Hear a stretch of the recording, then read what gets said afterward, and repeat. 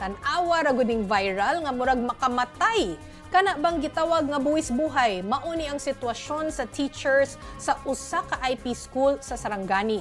Giadto sila sa News 5 og personal gyud nga gitan-aw ang ilang sitwasyon didto. Mobalita si Bril Montalvo. Buwis buhay ang eksena ni ining mga magtutudlo sa Malapatan, Sarangani. Ginatabok nila ang kusog nga sulog sa sapa para lang makaabot sa Akbual IP School nga nahimutang sa bukid. Human mag-viral ang maong video, eksklusibong giubanan sa News 5 ang paglawig sa mga magtutudlo sa Akbual IP School. Dito sila sa kanilang kasamahang guro nagtitipon at naghahanda bago sila umakyat sa bukid ng kanilang eskwelahan. May dala silang groceries at kanilang mga kagamitan para sa kanilang isang linggong pananatili doon. Gikan sa poblasyon, nisakay mi og habal-habal padulong sa bukid. Pag-abot sa tiilan sa bukid, nagkandahirap na ang dalan.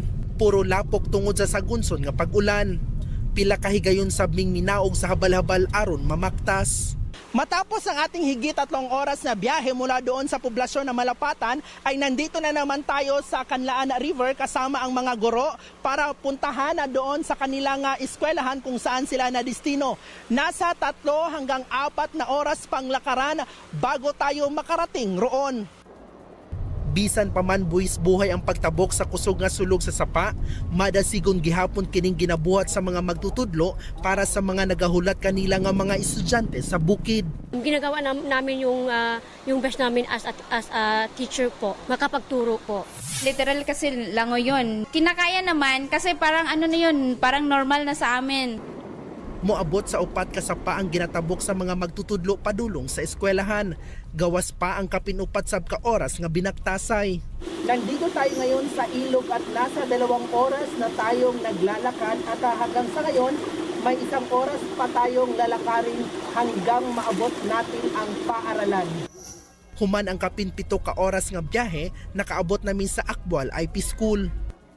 Gisugat dayon mi sa mga estudyante nga makita ang kalipay ug mga katawa sa ilang mga naong. Nag-overnight sab mi sa eskwelahan tungod na abta na mi gabii. Pagkaugma, sugod na sa ilang klase.